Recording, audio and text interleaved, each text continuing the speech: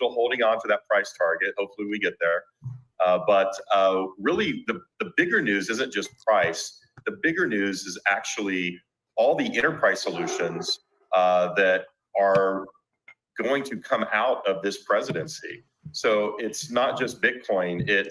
We've got Ripple that's building a stable coin that launches on Tuesday. We've got HBAR that's launching enterprise solutions. We've got Litecoin that is converting their chain to be able to. Good morning, Warriors. Hello, and welcome back to another episode of your favorite crypto news channel, Good Morning Crypto, where we bring you the most relevant and impactful crypto-related topics from a top crypto research team in the world. And today, we brought somebody who needs no introduction, guys. We've got Gary Cardone joining us. We're going to be talking about a lot of exciting topics, but Gary, the sky is falling in the crypto market for new investors. Bitcoin traded all the way up to 108,000. Now we're down to about $97,000. I thought it'd be a great way to start off the episode by providing your sentiment. First of all, congratulations, because I remember when you were buying Bitcoin at $66,000 during the summer, people were saying you were buying the top. Little did they know just 3 months later, we'd be well over 100,000. And we're going to be talking about that today. But first of all, I just want to say thank you for making time for us, Gary. And what's your reaction back below 100K? How are you feeling? Dude, I'm feeling awesome. I mean, I feel like I'm in the greatest asset ever known to mankind. So if you're getting punked out at 92, 91, 88, 95, 97, consider yourself an official punk. Overweighted, over-leveraged, and you have your duration wrong. Like, I am literally calling, like I told you guys, I have to shoot this thing dead in the head at 11:30 because I'm trying to access more Bitcoin right now. So, this is very interesting. A man asked me today, he said, hey, on X, hey, what's your average cost? And I think that's a very, very important number for everyone to know. My average cost today is $40,787.34. And one thing is everyone should know what their average cost is. In fact, what I should say is I have a 2021 bucket, a 2022 bucket, a 2023 bucket, and a 2024 bucket, and they're all separate prices. That is actually, if you guys actually use the service that I own a company in called Node 40, you would be able to do this much better. And if you don't know what down to the fucking penny you have Bitcoin at, or XRP, or whatever you have, it's amateur hour. So by the end of this month, I want my average price to be $52,000. Now, what does that mean? That means I'm getting ready to add about 25% to my bags at 95. And I just missed 92. Okay, so you guys are bitching. It's like, this isn't a move. This went to 108. It came back down to 105. People started panicking. I had a friend of mine call me and said, fuck, bro, you got me in this shit at 97. It went to 92. Then he's like, I said, bro, if you like 97.5, you got to love 92.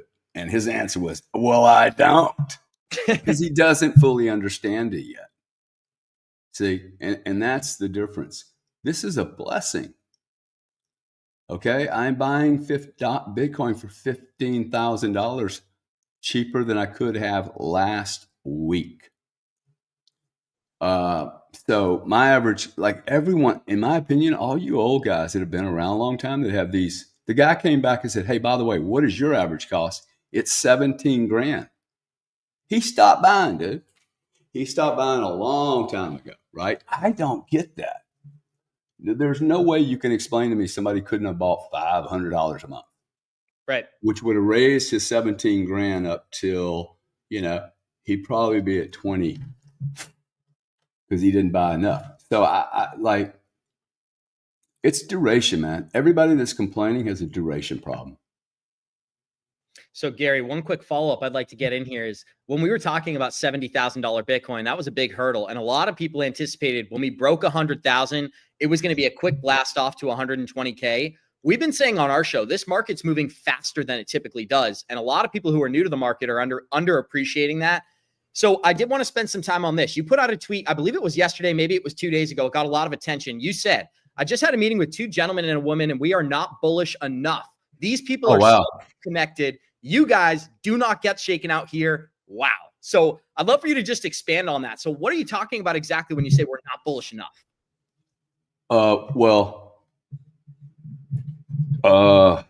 I just got off the phone with my brother, who's now calling me almost every day. Hey, what are you hearing, man? And hadn't heard from that guy in like 8 years. Now he's like, hey, bro, what's up? Look, that cryptic message, I got some grief for that. People were like, oh, are you bragging that you're meeting with people and you're in the know and you're doing insider trading? If you guys don't want me to share this with you, it's cool, dude. I won't ever share it again. I walked away from a meeting. For the record, I want you to share. Keep sharing. I mean, I'm not getting anything from this, right? I'm stunned that got 200,000 views. Like when you just show up, I don't look at any of this stuff, but when you showed up, I went, whoa, that got 200,000 views. I don't even know what my normal view is. Just to show you how self-centered I am. So when I meet with a 55-year-old man and a 52-year-old man and a 60-year-old woman, all extremely wealthy, well above, well deep into the 1%. One of them is a foreign national with an American passport. One of them is so deeply into what you know is government in the future that is stupid. These are old people, dude, like me, okay? They're so deep in this space, it's stupid, okay? We're talking about billions of dollars, and nobody knows it. Nobody knows it. So I get excited about that, right? To me, that's intel. This is a face-to-face meeting. This is not a phone call, somebody bragging to me. This is me looking at his telephone. He's looking at my telephone. We're exchanging messages, having a coffee. And then I had a follow-up meeting with one of them twice. Going to meet with them again today. I love that data, dude. These people aren't selling. These people aren't even looking at the price of Bitcoin this morning. They don't even care. They continue to ask. So I don't know how you can be negative this. You guys are now requiring for Bitcoin to be a performing asset. You require the Federal Reserve to have it on their balance sheet. And like, y'all weren't even dreaming that 6 months ago. Fucking grow up, man. You should be getting on your knees every day going, oh my God, man, this is freaking happening. And I should leverage my soul, or better yet, just go leverage another 6 hours that you don't spend working every day and go make some money. And then buy Bitcoin. So Gary, I want to actually break this down as well. So this got a lot of attention, 300,000 views on Twitter, and it's from Who's got the best looking suit on though? That's the question. Listen, I'll say you're the best looking guy in this picture. I got to admit, Gary, I'll give you that much. Now, no, I don't want to do that, but Donald Trump is an absolute stud. We've talked about him for a long time on our show. We've been big advocates that the second he gets in office, the war on crypto is over inside the United States. That goes for Bitcoin, altcoins, whether you're a company or you're just launching a project. I'd like for you to expand on that. So what are you anticipating in the 2025 calendar year? Because if you remember, just last January is when the Bitcoin ETF got approved. Hasn't even been 12 months, and look at how far we've come. Entered 2024 at 38,000. We're going to close it out most likely over 100K. I'd anticipate an even more bullish year in 2025. So what are some of your thoughts about what Donald Trump's going to do for the crypto market? Well, let's maybe pull back and ask the question, what's he going to do to the entire capitalist market? He's going to remove regulation that's been frightening people like me. I am still going through an event with Lena Khan of the FTC, and then you got the Gensler team at the SEC. They were still trying to get into the new administration. They're trying to block everything they can. Look, we have most certainly had a draconian regulatory, weaponized. They were trying to take all our freedoms. And the only way to take all our freedoms is to capture our capitalist approach. So let's go regulate the capital. Let's go over-regulate the capitalists while they allow the credit card industry to play their little duopoly game. The energy business openly talk about OPEC and OPEC 1. Hey, we're controlling prices. Like, let the market work, man. Let the volume flow into the market and let's see what really happens. Gold markets, they try to manage. If you really look, you got 4 companies involved in medical. You have 2 or 3 insurance providers. You have 2 or 3 mega grocery providers, Amazon and Walmart. And you have 3 of the largest conglomerates called Google, Meta, and whatever, that are so lacking transparency. These are monopoly structures. There's no free markets in America. It's a complete and utter lie. Okay. And I think Elon and Trump and the people that are surrounding him don't believe in these markets. They're smart market players, and they know that free markets that are not intervened with and not messed with work better, and it'll be better for the United States. The United States is an awesome country when we're competing. But when we want to set the whole monopoly game up and be the hegemony and just destroy people with weapons, this has played out too long. No one wants this shit anymore, dude. Nobody wants it. I mean, I'm hearing stuff from futurists that are, in fact, this meeting yesterday just blew my socks off. Because I've had this idea about, hey, I think that one day, I think we're very near the point where I may become a citizen of another country that's never, ever been created. A virtual country, a sovereign country where you and I have a Bill of Rights, we have a constitution that we agree on, we create a community among us, and we have a currency, a common currency that people don't fuck with. That could live offshore, it could live outside of, it could live in international waters. I mean, what's wrong with that? I proposed the other day that AI would probably be a better government than the United States Congress, Senate, and our little machinations. And man, the hate I got. You couldn't possibly take that away from humanity. Why, dude? Humanity is only shown for 4,000 years that it constantly destroys any kind of rights for the public. Yeah. It constantly distorts the Constitution, constantly distorts the legal system, and the lawyers get involved and they write all this muckety-muck language so that people can not go, hey, it's black or white. They go, oh, we have to argue over what's gray. Okay? I mean, I could see Trump and his administration doing things like this. Hey, if you're going to file a lawsuit against someone, if you lose it, you're going to pay all the other guys' fees. Good.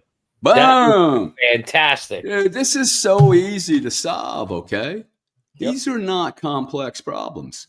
Yep. Hey, let's assume, and I actually presented this idea, hey, over the last 40 or 50 years, we've agreed on a lot of contracts between the U.S. government and vendors and suppliers. Vivek is sitting here going, hey, we're going to flip a coin, and half the people that get tails are leaving the employment of the federal government.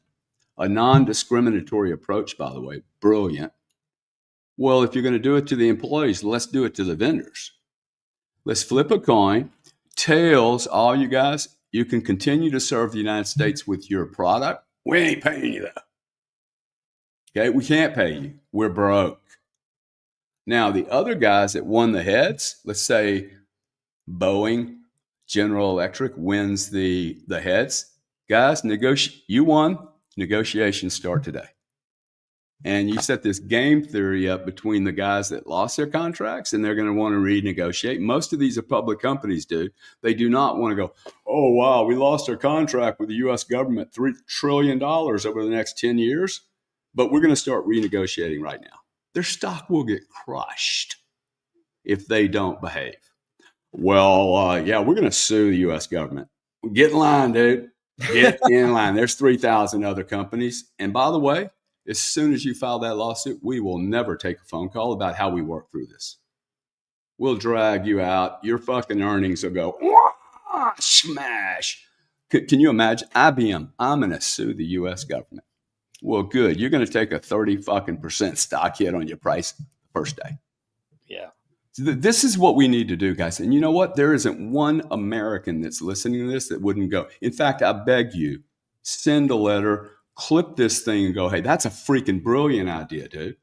We need to make America great again. That means we need to sacrifice. I'm sacrificing. You're sacrificing. The employees for the federal government are going to be sacrificed, half of them.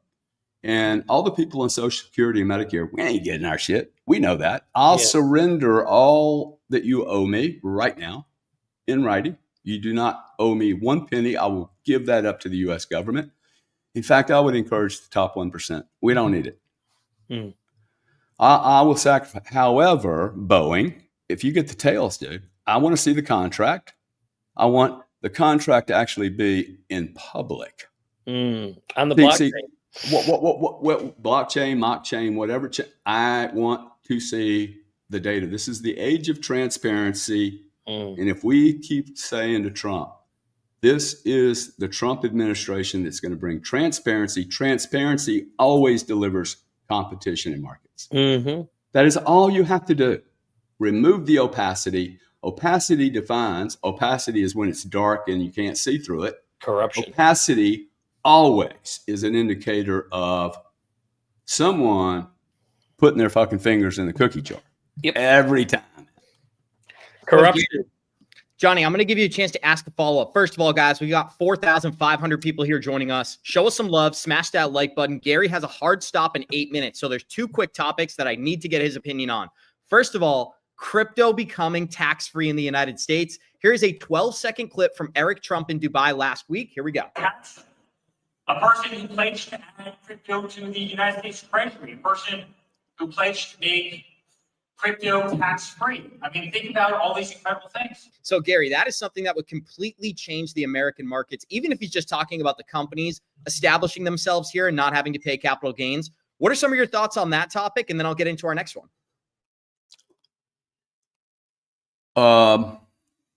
Look, I don't think capital gains are going to go away. And we can get all idealistic and nostalgic about what these were designed to do, but the country needs all of its infrastructure rebuilt. That's very expensive, okay? So when you think of Rome, think of, oh wow, Rome has to rebuild around all those antiques. It's a monsterly expensive job. So it's more expensive to restructure an existing infrastructure than it is to create brand new. But most certainly the United States has bridges, dams, utilities, like it's 100 years old, man. So you can't just say no capital gains, because that means, oh, crude oil, we're just going to argue forever and ever, never accomplish anything. Now, having said that, one of the ways I got my brother into the crypto space was Grant. They're going to look at Bitcoin as collateral that they've never seen before, and it's going to allow me to borrow cheaper than what you're borrowing just U.S. dollars on. And that's really hard for him to understand. But when I see Citibank offering Microstrategy, zero cost of capital, we've already proven that Bitcoin is receiving a lower cost of capital. Okay, this has now happened. We predicted this a year and a half ago, and it's happening right now, like real time. And Riot's got it, and Cypher's got it. So the market wants it.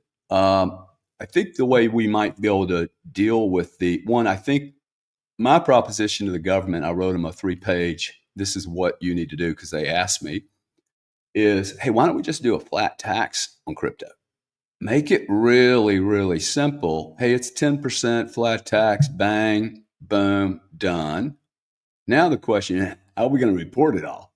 Because the reporting part of it, the Node 40 business that I own, that node40.com down there, that's what it specializes in. They take tax to zero, you're still going to be required to report. By the way, I kind of like my taxes on Bitcoin. And the reason for that is I have other businesses, dude. I love being able to take losses. Why are you guys worried about paying the taxes?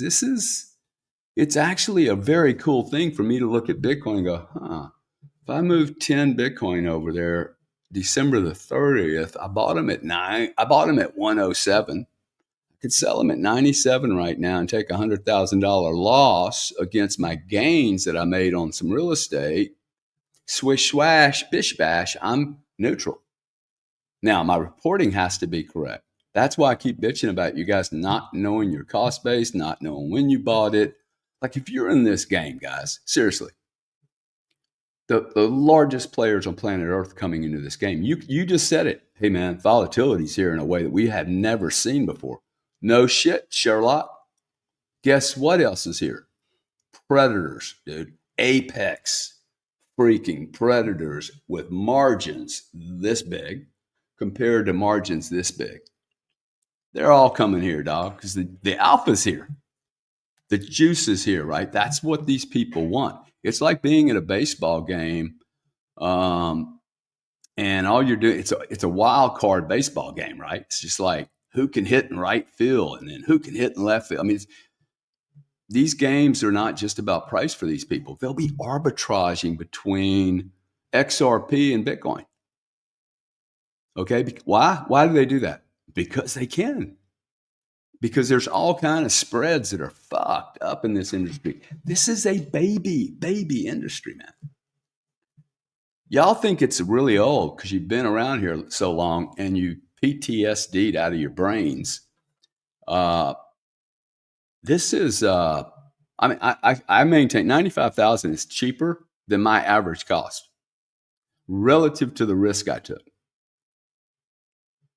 Right? Relative to the risk I took. Now, 2 years ago or 3 years ago, I met Scott Melker. And one of the things, every time me and Scott get together, he's like, bro, you were so convinced the banks and the institutions were going to take over. It was staggering how convicted you were. And I'd been here for 8 years prior. He's saying that, right? And it's like, yeah, well, I know how they operate. They only have one way to operate. And they're all here now. So it's extremely bullish, Gary. The last thing I want to get your thoughts on. First of all, I can't thank you enough for making time for us today. I know our community appreciates it. We appreciate it. This is a clip that was circulating, and we had a great discussion, me and you, a couple of days ago, where you said this clip was a little bit misleading. So what I'd like to do is play 15 seconds and give Gary a chance to respond. Here we go. Gives a fuck, dude. Actually puts me off, okay? So he fucking lost that deal. He had the opportunity of a marketing opportunity. He fucking blew it, dude. Strike three. So you guys can argue with, and the chart looks like shit. Come on, guys. So Gary, for the sake of time, I'm going to give you an open chance to respond. But our take was this. They took a 90-minute interview and edited it down to 8 minutes during that 60-minute segment.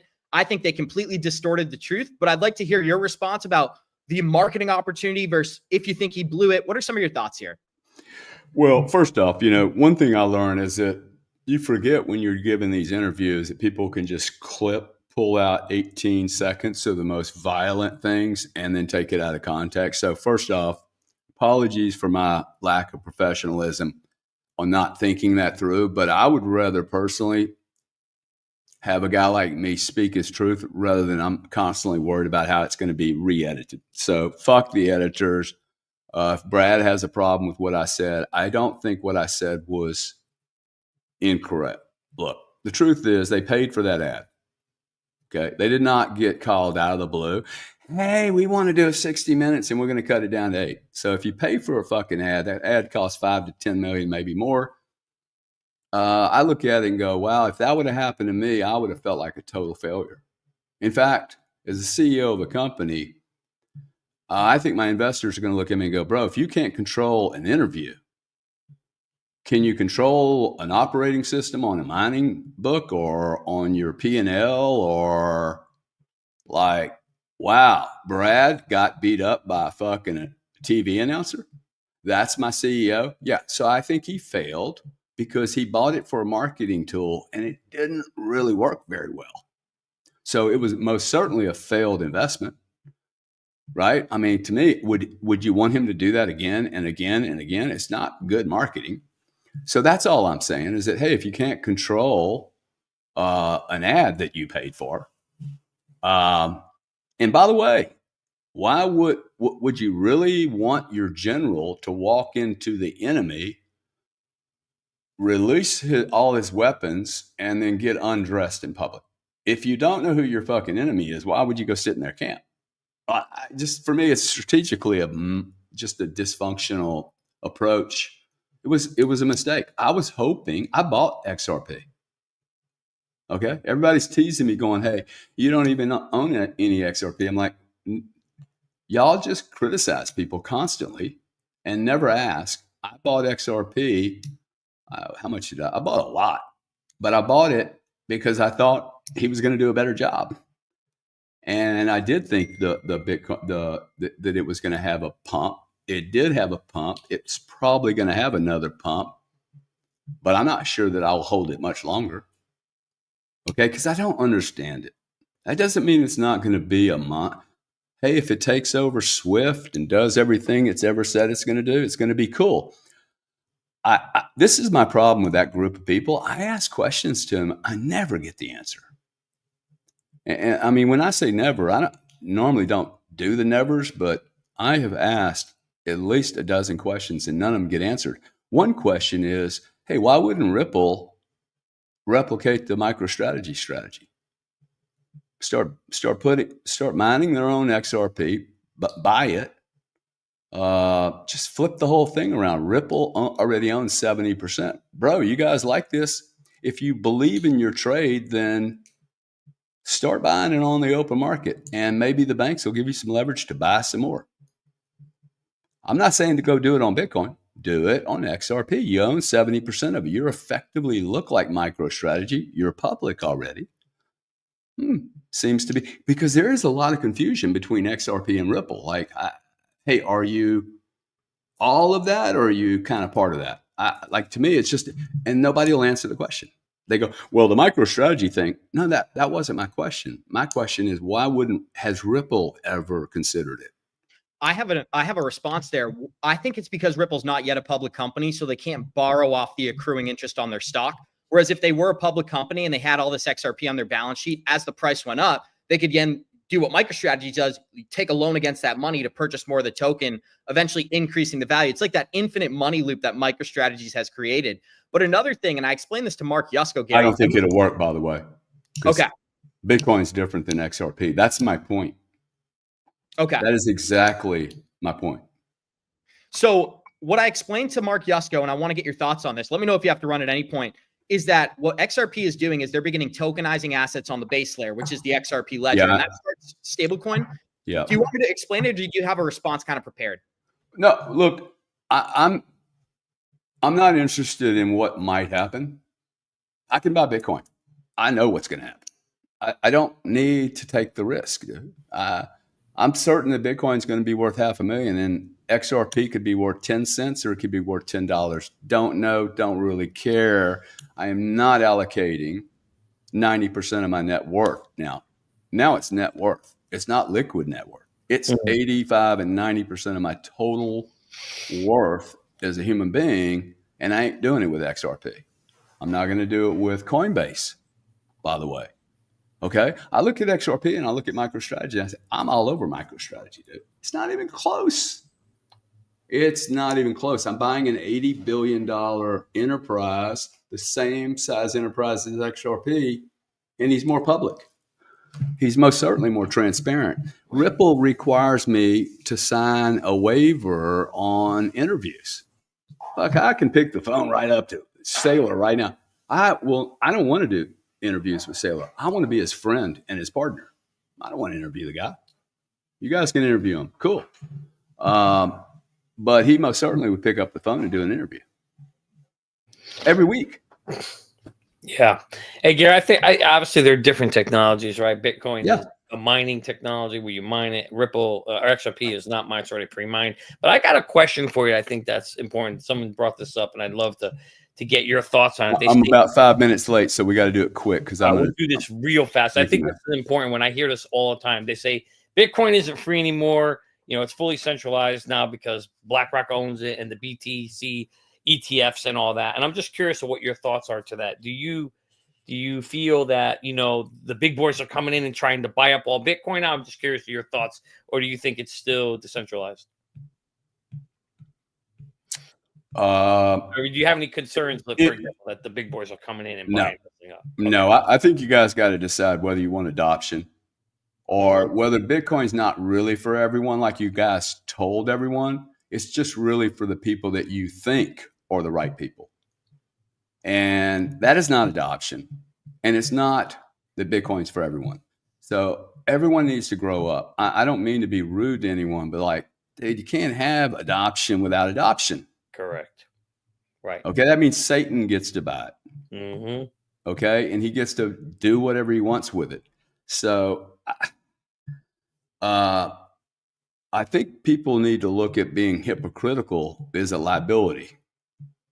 And there's a lot of hypocriticism in this industry. It's born out of fear and ignorance. And I say that as gently as I can, but like, I'm not scared. Okay. At all. I didn't buy Bitcoin only for its decentralization value. There's 13 qualities to Bitcoin. I only need one of them to be an owner, a monster owner. And I think that's the key right there, Gary. As you mentioned something critical, right? Everybody's, it's decentralized or it's not decentralized. And that's the only value they think it holds. And that's where I totally agree with you. There's so many other elements that you have to look at holistically where this is going. This thing becomes the Bitcoin National Reserve. There's so many other options. Its value can be unlimited. So it's going to be exciting to see where it goes. We're here for it. I got to bounce though, guys. Thank you so much. Gary. Okay, sorry for the shortness. No, thank you, Gary. We appreciate it. We look forward to doing it again. And guys, I want to give a special shout out. We got 6,200 people here. Show us some love. Smash that like button. Let us know what you think of that interview. And believe it or not, we're going to continue with the exciting new content here on Good Morning Crypto, because we had an interview with Mark Yusko that went viral on Twitter just yesterday. And the entire idea was something that I tried to get into with Gary, but we were short on time. I think he gave a good response. It's the idea of having a base layer for tokenized assets. That is what I believe the XRPL is creating. Well, our good friend Mark Yusko, we are not throwing shade here, guys. We do love Mark, and we appreciate him coming on our show and giving us his time. He did an interview with Scott Melker where he elaborated on the XRP army, Johnny, and he went as far as to say he hates the token. He even also called Brad Garlinghouse a scam artist. So what I thought would be good is us to play this 90-second video here. What Trump is doing. Sorry, guys. What we're going to do is we're going to play this 90-second video here. I put it out last night, 200,000 views. Our clip also got 200,000 views on Twitter. So a lot of people are interested in this topic. And the real idea here, and I think our live chat is going to appreciate this, is why are the big guys in this market terrified of XRP? Why are they critical? It's exactly what Mark Yusko taught us, Johnny. First, they laugh at you, then they fight you, then they regulate you, then they join you. Well, we're at the end of that stretch now. And so I was a little bit surprised to see Mark Yusko have this take. I'm going to preface this in case Mark sees it. Mark's brilliant. Mark's successful. Mark is entitled to his opinion, and maybe he'll even be proven correct. But I will state why I disagree with some of these claims here, guys. And with 7,000 people almost here, I want to remind you guys, if we break 700 likes, we do a little bit of overtime today. Be sure to vote in the user poll. And most importantly, let us know what you think of this video. Here we go. What Trump is doing through this entity that he owns, and it's really his son, but because I don't think Donald really understands this stuff, is buying a bunch of crypto, Bitcoin and Hedera and XRP. A bunch of things that might be approved for ETFs next year. So I want to pause it there because, again, what did he just admit, Johnny? That not only is he pro-Bitcoin, Donald Trump, he's pro-Hedera, he's pro-XRP, and he probably understands the power of some of these blockchains, or else he wouldn't be going out and purchasing them. And Mark makes a great point. Well, I don't think it's Trump. I don't think Trump fundamentally understands this stuff. Regardless of if he does or does not, people in his administration who are making decisions do understand this stuff. And I think we're starting to see the impact of that now, guys. Hedera up 600% in 6 weeks, XRP up 400%. Again, I'm going to play this short clip and then we'll keep it rolling here. Here we go. Bitcoin and Hedera and XRP. A bunch of things that might be approved for ETFs next year. Shocking how that works. Right. And they're talking about exempting American coins. What the fuck does that mean? From capital gains. From capital gains. So here's the thing. As much as I hate, and I do hate XRP and Cardano because there's no there. There's no developers. There's no nothing. And look, Brad Garlinghouse he's smarter than me. He's richer than me because he built a big old scam that's working. And no one likes when I say that, but there's no there. And Circle, which actually has. All right, I got to pause it because I think it's a good place to comment. And Johnny, I'm sure people are interested in what you have to say on this topic. What I do sense is some sort of frustration, if I'm being totally transparent. If I'm pretending like I don't know Mark and I'm just watching this clip as sort of a viewer, it does seem that there's some, how do you put this? Like, there's something almost pissing him off about the project, because for him to use like hate and scammer, well, that's just a reflection of how he feels. And so what I'm wondering is what got him to that conclusion. Also, what was interesting is that even on our show, Mark admitted that he does hold some meme coins. He holds dog with a cat. He holds some Dogecoin, or dog with a hat, not dog with a cat. Dog with a hat. He holds some Dogecoin. So it's interesting that he would give himself exposure to some of those niche projects, but not get exposure to a project as legitimate as Ripple. And it was much easier to be critical of Ripple as a company and XRP as a token when the SEC lawsuit was going on. And the entire US government narrative was that this project is going to be hindered. This project is being shut down by the SEC. Well, now that's a thing of the past. So I'm wondering why somebody as smart and informed as Mark would make the decision to call XRP a scam coin and even go as far as to say he hates Cardano as well. The reason that I'm surprised by this, Johnny, is because my belief, and I've been totally honest on Good Morning Crypto, is that these projects are going to be most successful next year. So he's setting himself up for a situation where maybe in only 6 months' time, this is like that Raul Paul video that we constantly play, where he's like, don't get stuck in a cult. You don't want to be in XRP. You don't want to be in Cardano. He talked about those two tokens. He's like, those are a cult and you're being misled. Well, little did we know, only 5 months after that video, those would be the most bullish crypto assets in the market. And so now that we've gone through that whole phase, I'm just surprised to see Mark kind of reiterating this and kind of doubling down on the topic and on the fact that he believes that Cardano and XRP are scam coins due to the lack of developers. Matt Hamilton is somebody who messaged me this morning. He's a brilliant guy, works on the XRPL. What the XRP is building is a ledger for tokenized assets. That is far greater than anything you can imagine. That is the largest pool of capital on the planet. So to say that there's not developers building applications like Uber on there, and that's why it's not going to be successful, I do think is slightly disingenuous in some way, shape, or form. And I'm not saying that Mark is being that way. I'm just saying the statement in and of itself isn't that accurate, because you don't need public developers building an Uber or building an eToro on top of XRP. You have large companies, billion, trillion-dollar institutions trying to build a derivatives market on top of blockchains like the XRP ledger. And that was how I was able to kind of sway Mark's opinion there. I did want to get some of your thoughts, Johnny. I mean, there is some of this clip that is left. There's about 40 seconds we'll end up playing. But the big things that stuck out to me is he said he hates Cardano and XRP, and he called Brad a scam artist. Mark is a brilliant guy, and he's not misinformed. So what do you believe is happening here? So first of all, I think dog with a cat probably, if it doesn't exist today, probably will come out, Ab. So you weren't that far off. I'm sure it's coming. If it isn't, there somebody's going to make it. But the reality is, listen, dude, a lot of our chat is angry with Gary and they're angry with Mark. And the reality is, look, guys, the American way isn't to get angry. Listen to other people's ideas.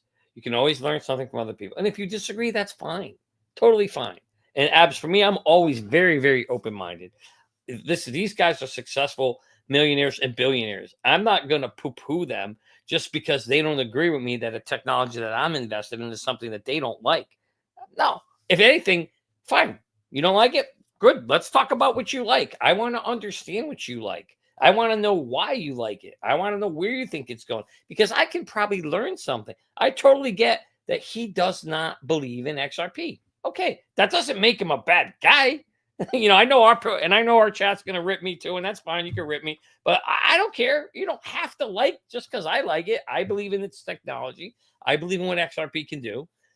You heard Mark on our show say the reason why he wasn't really gung or bullish on it is he hasn't seen what in his mind, not our chat, because I know what our chat thinks, but in his mind, he hasn't seen enough adoption or development for it for him to believe it's an investable product for him right now. Maybe he'll change his mind a year from now if he starts hearing more about it being developed, just like Raul Paul did, right? He came out and he apologized, said, I fucked up, right? Mark may come out a year from now and say, I fucked up. I should have invested in it. Totally cool, So the reality is you're never going to see me. I'm open to wanting to hear other people's ideas and what they like and don't like. You don't like it? Hey, he has the right to his own opinion, Abs. Just the way you got your right to your own opinion, and our chat has the right to their own opinion. I'm not going to sit here and try to convince people. Hey, you want to come in it? Come in it. If you think it's a scam and don't like it, totally cool. He doesn't have to put his money into it. That is his God-given right to do that. But take the approach of why he got to his conclusion. Well, I think he said it, right? In his mind, Abs, he is two things. He said yesterday, remember iRobot, he referenced Evil Corp, okay? And he said that there's a company out there called Evil Corp, and if they're going to end up using XRP's technology to control the world, he wants something to do with it. Okay, I can respect that. He literally said that on our show. You heard him say it. It's not my words. They were his words. So that could be number one reason why he doesn't like it. Number two reason, what I said, he's looking for adoption. He's looking for developers. He wants to see a high number of developers on there. He wanted to see the coin decentralized. He wants to see activity. He's not seeing any of those things. I will say this, to call it a scam is just not accurate. I agree with you. Like in his mind, listen, he's on a show. I'm on a show. I say stuff sometimes. You just throw words out there for attention getting. I like, he's never said on a show he hates it. He's never called it a scam. I just think on that show where he's at, where he's loaded, he's surrounded with a bunch of Bitcoin maxis on that show. Maybe that was, the words that he felt was the right for that group, that community when he said it. But does he honestly believe it's purely a scam? I'm not so sure he believes it. But did he say it in that community? I could see why he said that. I could get it for the fact of the right in the moment.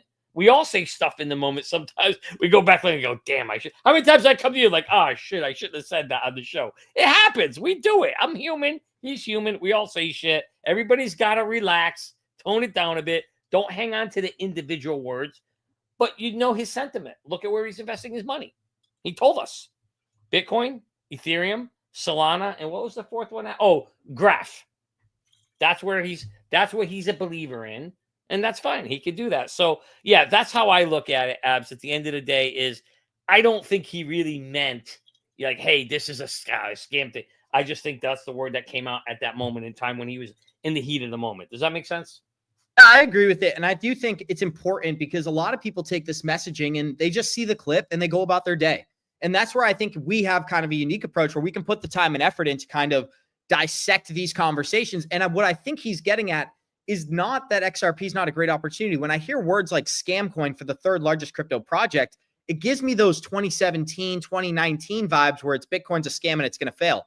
The altcoin investors, like the XRP community, are the contrarians in the room. Even now at a $2.50 XRP, to me, that means huge opportunity is in the market, guys. And the stable coin, remember this, the stable coin is going to drive institutional liquidity, meaning the largest pools of capital on the planet are now going to be investing right into the XRP ledger, right on top of the XRP token. That is utility, and that is going to increase the value of the asset XRP. So what I'd like to do is play the last 40 seconds and break it down. Here we go. And Circle, which actually has a real stablecoin, $42 billion of value, real, backed up by dollars, which is why a strategic Bitcoin reserve would be good for the dollar, not bad. But real has about a $5 billion market cap.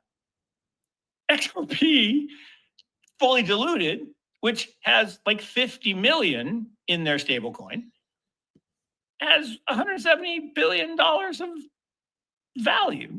But this is my confusion, and I love Mark. My confusion here is, guys, Mark knows this product launched a week ago. So, Johnny, I see you're looking at the camera like a dead man walking. That's how I felt, right? That's really, I was sitting there, I'm looking at the screen, I'm like, I get the point. I understand what he's saying. It's 50 million in liquidity. It launched 48 hours ago. So I don't know. I don't want to be too strong with my words. I mean, listen, at the end of the day, first of all, as you know, I'm recovering from a concussion the other day. So I might feel like if I'm going in and out a little bit, guys, I'm still in a mild concussion. I'll tell guys what happened. Johnny Krypto decided to take a boxing class, got knocked unconscious during his boxing class. He was fighting with the women. Give him a shout out this morning, guys. Prayers for Johnny. And I'm only kidding, of course. Johnny did fall and he hit his head and he still made time for Good Morning Crypto. So big shout out to Johnny. Now, Johnny, keeping it kind of on the point is like, I don't want to say he's being disingenuous intentionally, right? Because I really like Mark and I'm honestly like, I don't want to say that, but I'm just confused about using the liquidity for the stablecoin as a reason for it not being successful when it launched 48 hours ago. We're sitting here on Friday morning. This thing launched on Tuesday. So it's been less than 72 hours since the launch, less than 48 hours since the launch when he did this interview. And that's why I was just like a little bit caught off guard by that, because I felt like, you know, Mark knows his stuff. Mark's smarter than me. Of course he understands that 48 hours into a stablecoin liquidity is going to be low. you can't judge this product until probably 9 months out, 12 months out. And then you can really debate, well, how much has it grown? How much volume does it have? And that's what I wanted to get your thoughts on, Johnny. More seriously, why do you think he's taking the angle that he is, kind of criticizing the liquidity of the stablecoin when he knows it came out this week?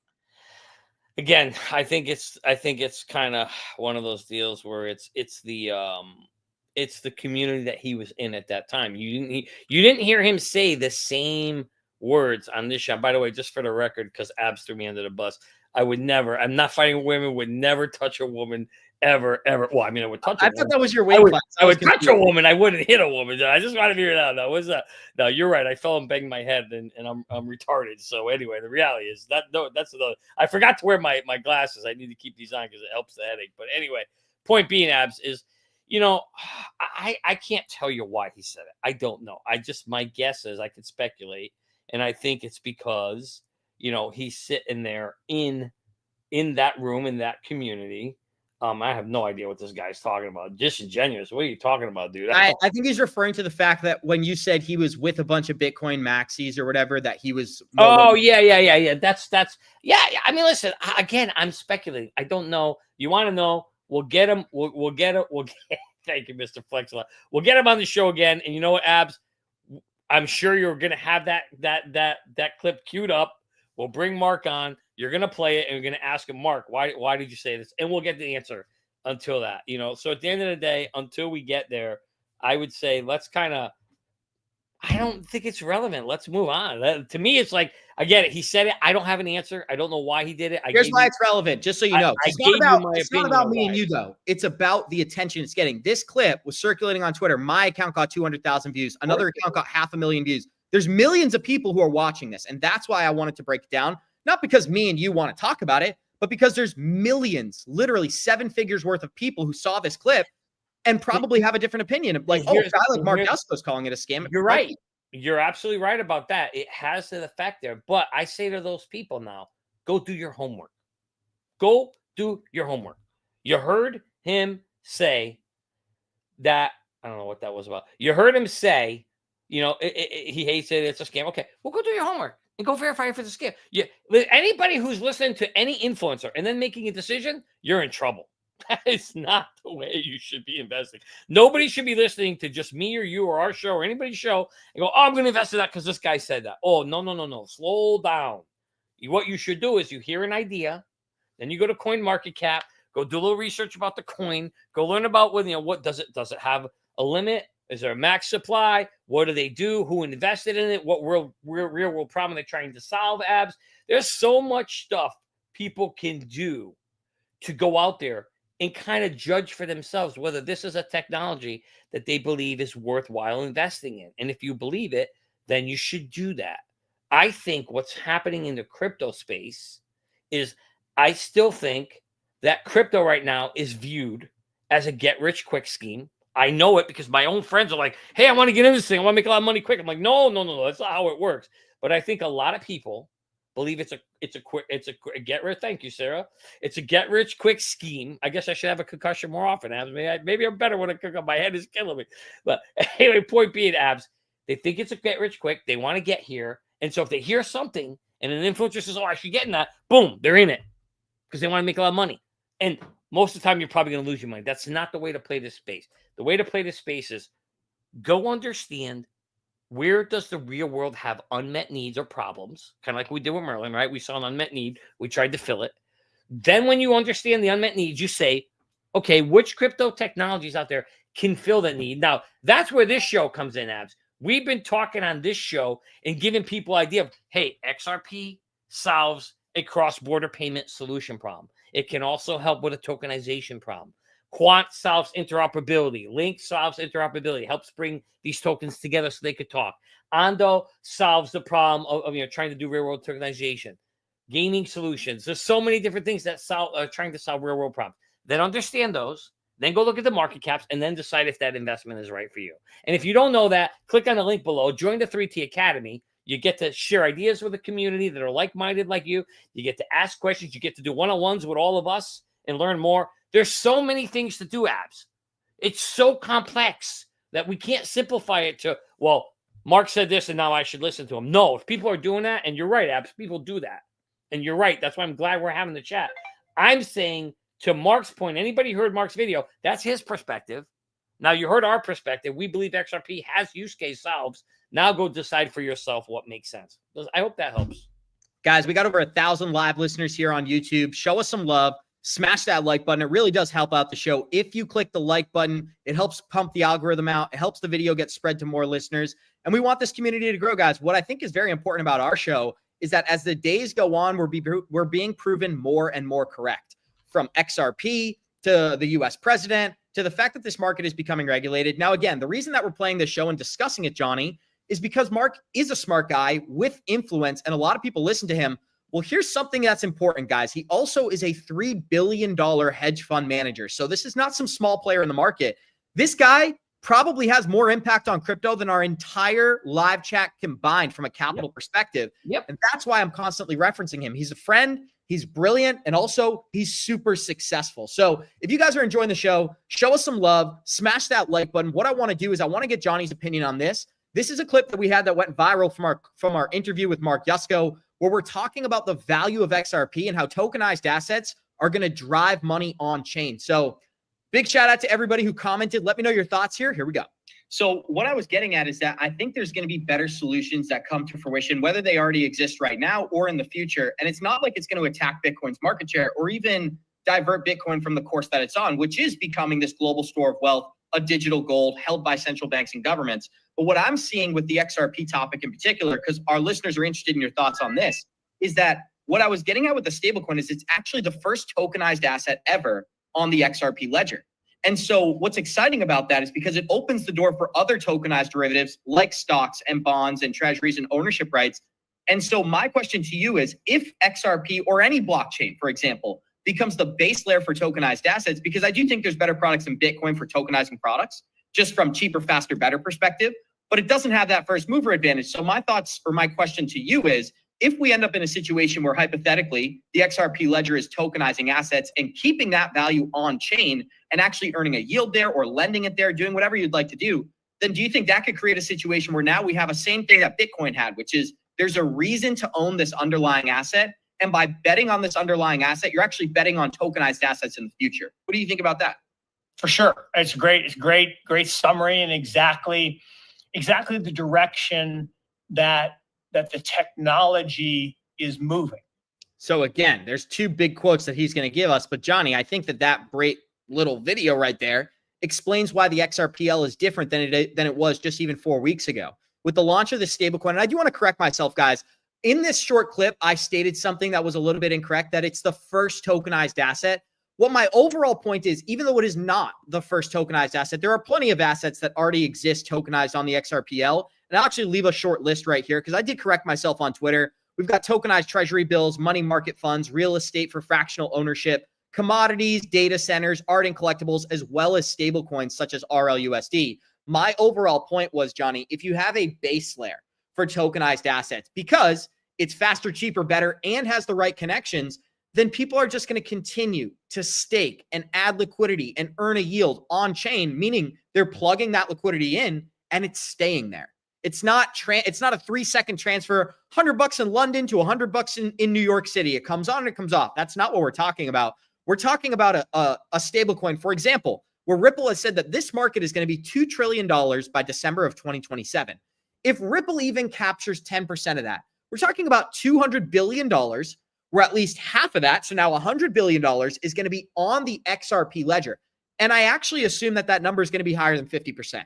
So this is how someone like myself, who's not as smart and not as successful as Mark Yusko, is looking for opportunities in the space. And I found this, and I'm basically being an open book here showing you, this is how I got to my conclusion. This is why I believe this project is going to be a success. And most importantly, this is the advantage that the XRPL has over other projects.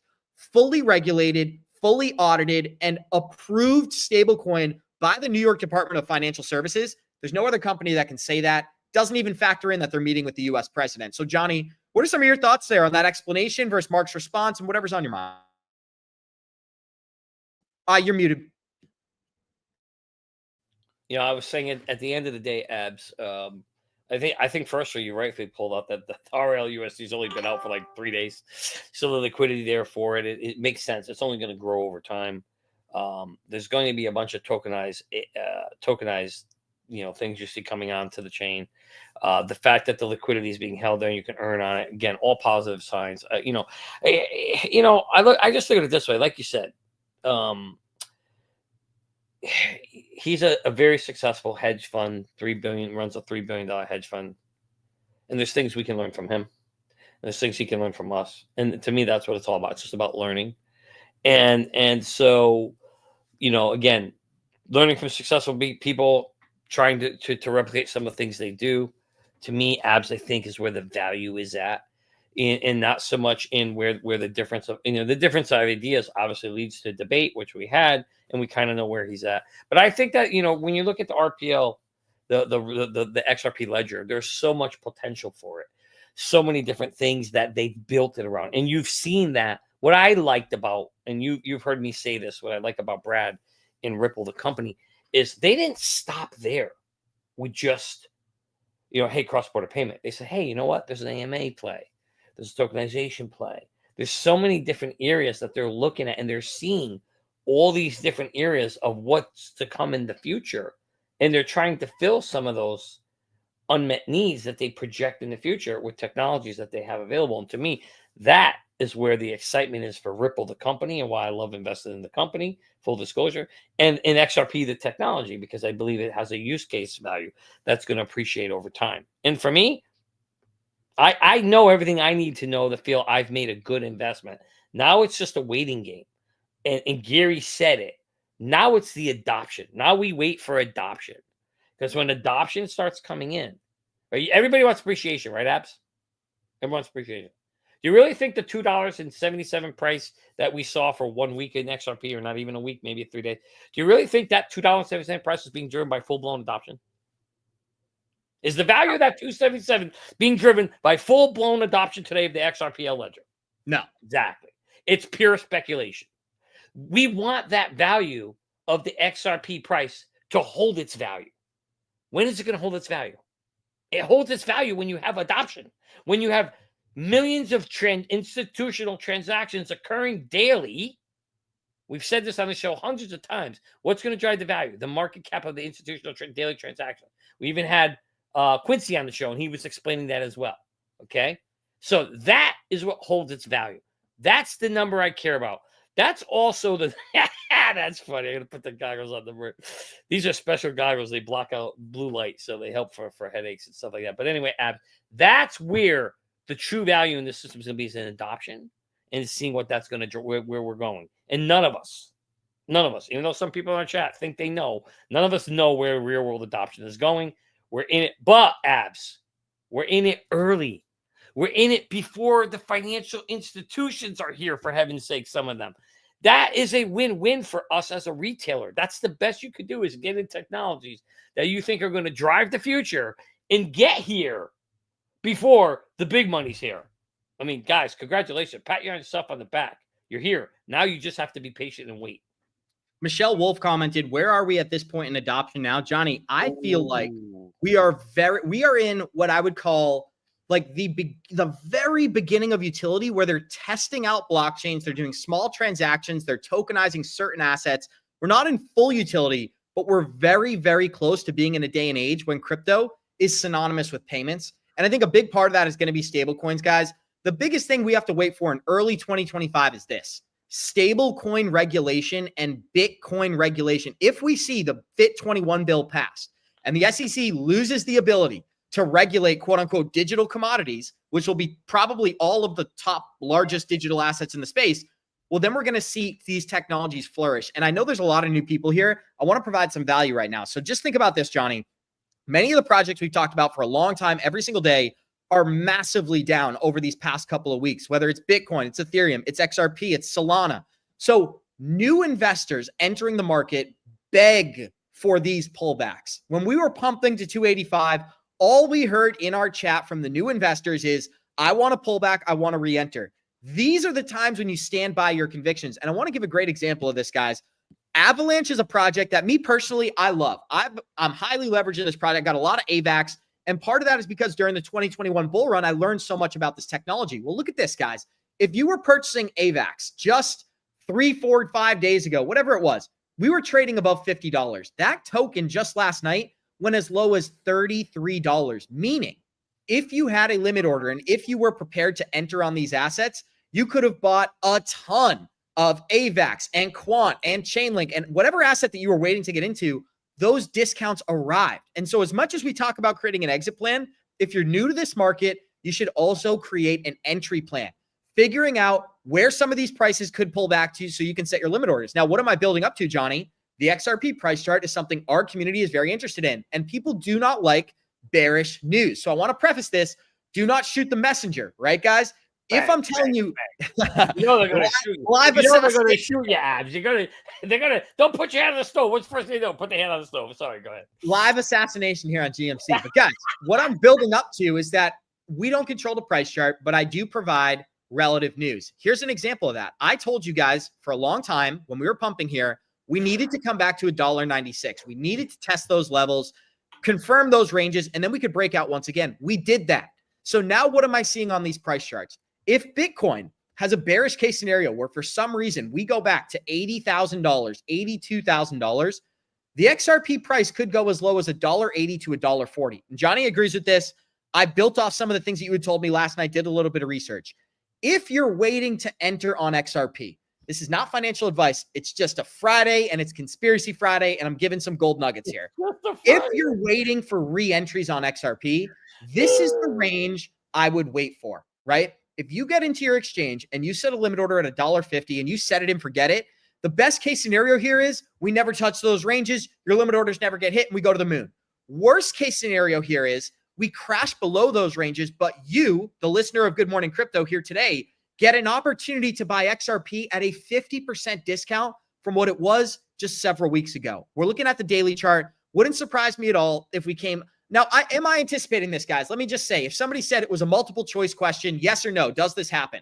No, I don't think we go to $1.40, but I do think it would be healthy for the price chart to test $1.80. And if we get down to $1.80, we're not that far from $1.40. And who's to say, Johnny, that we don't just create a simple candle wick? We don't even get a daily close in those ranges. We could just simply wick below. So again, the reason that I'm telling our listeners this is because if we wick below and you have your limit order set on exchanges, you'll have an opportunity to make a ton of money. And Johnny's a great example of this. He sold XRP at 270. He rebought XRP at 205. And now we're currently back above those ranges. Now, you don't have to execute perfectly. But again, these are strategies that our users can implement to make a lot of money during this bull run. And on this show, we don't beat around the bush. We want our community to make as much money as possible and go on this journey with us into this new digital asset landscape. We got 8,000 people here, guys. If you're enjoying the overtime, show us some love. Smash that like button. Leo Anderson told me, dude, shut up. So I'm going to shut up. I'm going to kick it over to Johnny here. Johnny, floor is yours. What do you think about that XRP conversation and having those limit orders set? Leo, give my man Abs a break, okay? He said some really good things. Abs, bring the chart back up. So when I look at that chart, okay, first of all, look in that around the November 25th timeframe, and you guys all see that kind of, see that Abs, that flat shelf? That acts as a very, very strong, what we call, base support base support. Yeah, exactly. There is a probability, I'm not going to give a percent because I don't know, but there's a probability that we could tap all the way down to that. So Abs, basically, just so you know, and our chat knows, I actually have, and I've told you this last night, I have 4 buy orders. I'm not going to say my points, but I have 4 points between that number where we are today. Where is the Leo? Between the 210 and the 140 price range that I already got pre-orders already set to buy even more XRP in those zones if they hit them. It's already set and forget it. I don't need to worry about it. If it happens, they're going to trigger and I'm going to get it. And guess what? Had the same thing with Bitcoin last night. As I'm proud to say, I had 92.5 as my low. And holy shit, I woke up this morning and Bitcoin on my sheet shows 92.5. And that was my buy. And I never buy to buy. I got lucky, right? Because in the long run, I believe we're going up, not down. So for me, but the reality is there are points between $2 and 150 or 140 that I believe are very, very likely some of those will hit, some of them won't. and the buys are already there. So you nailed it perfectly. Like, this is how we can help our community. Guys, look at the chart. If you want to get back in and you're thinking, I want to get in, or you haven't gotten in yet, this is your first time watching, and you're like, oh, I want to get some XRP, here you go. You can kind of look at some entry points that Abs mentioned here between that 140 and $2 range that I think we are going to get. I've said this a few weeks ago on this show, and everybody bashed me, that I thought by the end of December, we're going down, down, down, because tax harvesting happens at the end of the month. We are going to go down. The whole world, whether you like it or not, that's just how the liquidity pools work. And you heard Gary say it. Oh, Danny, I'm going to sell my this and take a loss and write off my business, right? It's going to happen. And so when that whole world liquidity pool shrinks, you're going to see every market pay the price for that. And I think during that time, if it's going to happen, if we are going to get as low as that, from where you are today, let's say $2 down to the 140, I think it'll happen between now and the end of the year, closer to the end of the year, around that last week of December after Christmas. I think there's a shot. So why do you think I put my buys in, Apps? I don't know when it's going to happen. It might happen when I'm sleeping. So my buys are in. I love this kind of conversation because it at least gives our audience, again, we're not financial advisors, guys. Don't do what we do, but we're giving you some ideas of something to think about of how we're playing the game. Agreed, guys. And we're just trying to set our listeners up for success. If you make money, everybody's happy, and we make no mistake about it. We want our listeners to make as much money as possible. When we see these gains come into the market, do not think they'll be there forever. And that's why we constantly talk about taking a little bit of profit, because remember, anybody who's sold this top right here, and I'm not saying that's the easiest thing to do, but I'm just using it as an example. Anyone who took profit up here can now repurchase the same asset at lower prices. That's what we're advocating for every single day, guys. We got 8,000 people here. Show us some love. Smash that like button. Big thank you to Gary for making time for us today. Now, there's a couple of quick comments we'll run through to end the show because I think it's relevant, right? This person said, Abs, why everyone have to love XRP? It's not that everybody has to love XRP. It's just that XRP has so much going for it, so many positive headlines, so many positive narratives, that when I see people calling it a scam coin or kind of distorting the truthful narrative, to put it lightly, I think I almost get into like a defensive mode where I feel like people deserve the truth. And from my perspective, my truth is this: there's no project better connected with more influence than Ripple and XRP. And so to call it a scam coin, I just think is not true. And that's why I took the approach of saying, not everybody has to love XRP, but respect the king, as they say, right, Johnny Krypto? Another thing is this person commented, it's such BS how the government affects crypto. Crypto was to be decentralized. Using brokers, you get taxed. What they say affects it, and truly no freedom. We have come a long way. Goats, cats, chickens, oh my, commented. We've come a really long way, guys. We are not in an environment where people are buying crypto to be their own bank. This isn't 2017 anymore. People are buying crypto because they're anticipating real-world adoption.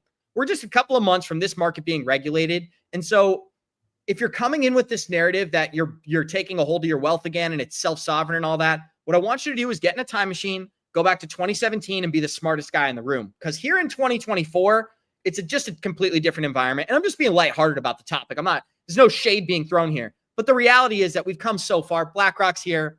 The U.S. government is here. We're going to have it regulated. We got a White House crypto czar. This isn't some niche market for the tech nerds and people like myself. This is a market for the masses. And what you are in is the beginning of that market. So there's going to be confusion. There's going to be conspiracies. There's going to be naysayers. Your job is to do the research and stand by your convictions. If you find a successful project like we did with XRP several years ago, well, we didn't wait 1 year. We didn't wait 2 years. We had to wait. And look at this. I can't even zoom out far enough on the price chart. We had to wait 3 years, guys, before we got another opportunity to even see above $1, right? We're all the way above $2 right now. We waited 3 calendar years. How many days? That's 1,000 days, over 1,000 days, Johnny Krypto. XRP investors had to wait for this breakout. So again, there's no such thing as easy money. Anybody who's making money in XRP right now, they doubled down, they held their token, they stood by their convictions, and now they're earning the rewards. If you're just entering this market, you have to learn the game of patience and you have to learn to deal with volatility. That's just the name of this game. Johnny, any thoughts here? And then I'll pull up the user poll to close it out. Yeah, I mean, it's kind of cool when you look at this chart. You can kind of see if you wipe out the noise, which are the pumps, you can actually see the average price of the real coin, which you could see back in 2020 was around 20 cents. And then you kind of see, because Mark talked about this, right? You get the pumps, You get, all this, you get then the gamblers, everybody comes in and drives it all the way up. Then it comes all the way down below value, and then it kind of averages out. And if you kind of remove those, you can see, look at the trend. Like, Abs, if you could draw a line, it would be really cool if you could draw a line from 2020 at the bottom there, down where just draw a line. Oh, go all the way to the left of the chart. And but don't start at the left. I'm sorry. Start at like 2020, like all the way to the corner, like in. Never fun to do this on air. I'll do the best I can. Yeah, just do it like in the like May time. Yeah, or there, and go all the way straight across. Ignore the pumps, just go straight across. And I just want to see what that trend line looks like. Yeah, start there and go, a little bit up, and then you go a little bit higher up, but follow the bottom. Yeah, not the bottom. Go up. Oh, forget it. You're not. Just get to your point. Never mind. You missed. I can't. The point's that straight line doesn't help my point.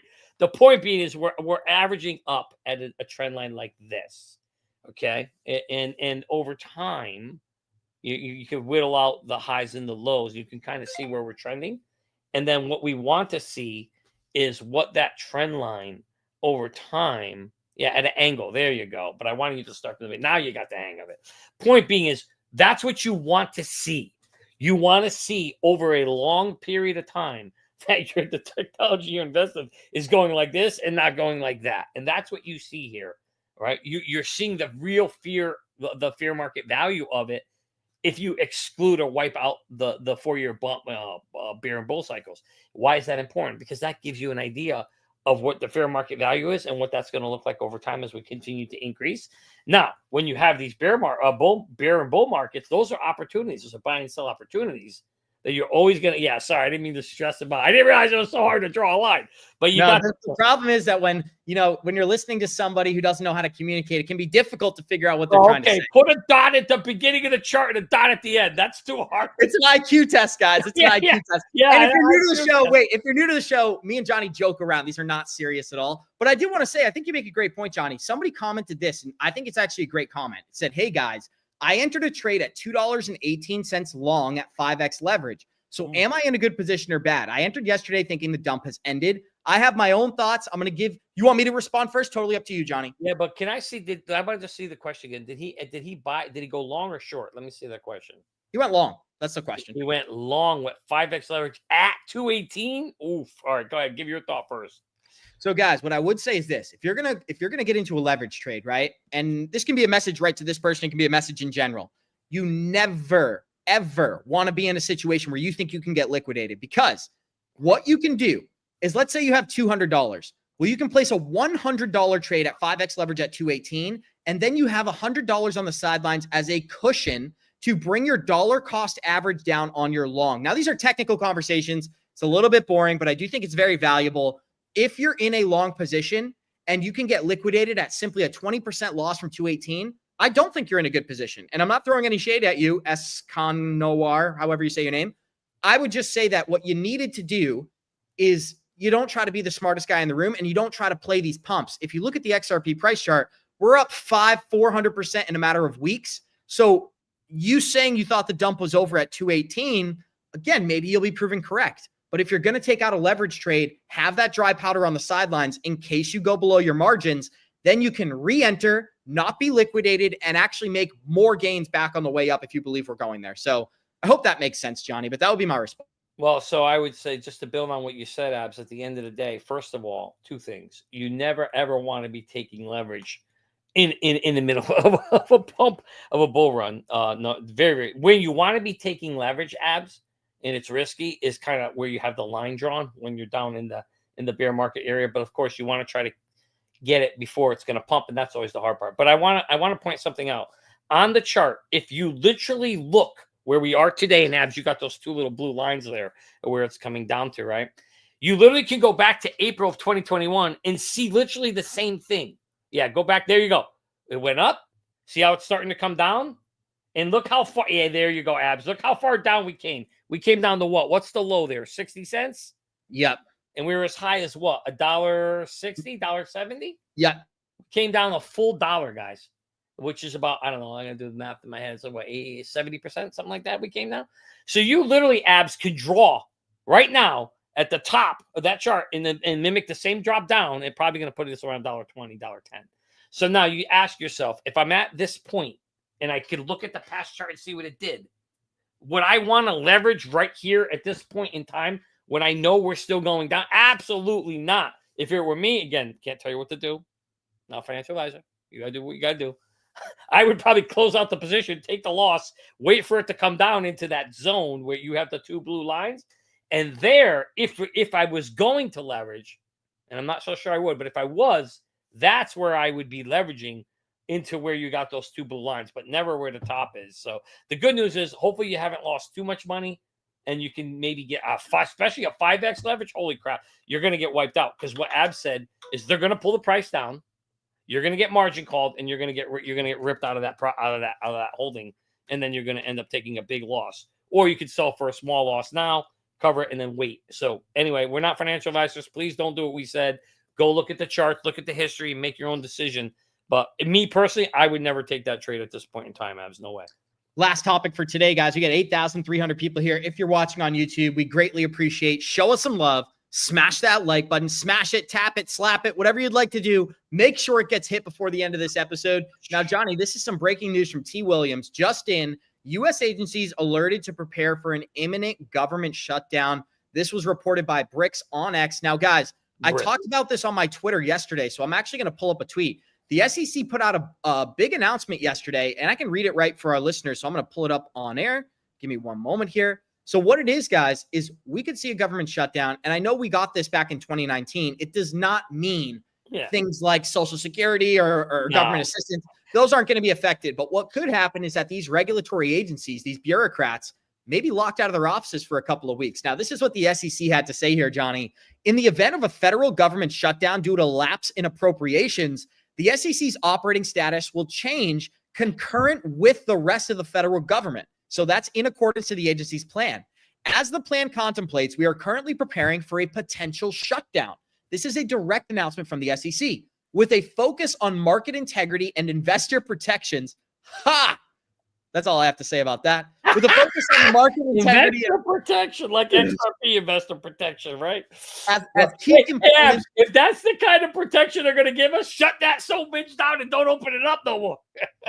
So, and this one, just to finish it out, he said, our plan calls for a continuing of operations under certain commission systems, including Edgar. Additional information will be available at the Division of Corporate Finance. So again, the SEC is putting out this public announcement here, Johnny, and I don't think they'd be doing it if conversations weren't being had. I'm not an advocate. I'm not an advocate. I don't think I'm the right person to kind of chime in on this. If they were shutting down crypto, then I'd have an opinion. Them shutting down the SEC for a matter of days, not entirely sure what the impact would be, and I'm not sure if that's even happened before, so we'll have to do more research. But the entire point here, guys, is that if this happens, it's a great reflection of how much things have changed, right? So, Johnny Krypto, I'm going to give you the open floor. Abs, you have to understand, government shutdowns are literally a political football. It's just a bargaining token. They use it all the time to threaten each other's side. Sometimes they do them. We had them in 2019, shut down for a few weeks. You know what? The world didn't stop. World didn't end. 3 people got locked out of their office. SEC can't operate. Good. Don't want them to operate. They're corrupt anyway. So the reality, this whole corrupt administration, I could care less if it shuts down for a little bit. It ain't going to end the world. And these congressmen are there to do a job. They'll figure it out. They'll get it going. It's all you have to understand. If you're not in politics, they need leverage. They use these things to hold over one another. Hey, you don't give me this, I'll give that. Okay, I'm going to threaten this. I'm going to threaten. I'm going to shut the government down, blah, blah, blah. It's all political game. It's a political football. And at the end of the day, it isn't going to last for long. They'll get the government up and running again, and things will be back to normal. But while it is down, there'll be a lot of FUD, fear, uncertainty, and doubt. And guess what? That creates what I love are red days. Why do I love red days? Because red days are buying opportunities, my friend. Absolutely, guys. Let's see what this person had to say. So now you're saying the rich guy who tells us what he thinks on another show and just told his listeners what they wanted to hear, that seems like kind of a stretch. Actually, you'll have to make. I don't think that's a stretch. I think that's exactly what I think that's exactly what happened. But what do you think, Abs? I mean, listen, I think if the government shuts down, the solution here, guys, is everyone wear a mask to the grocery store. That would be my advice for everyone. And get your shot. Don't forget. No. We're not going that far. Oh, just wear you're stopping at the mask. Gotcha. Yeah.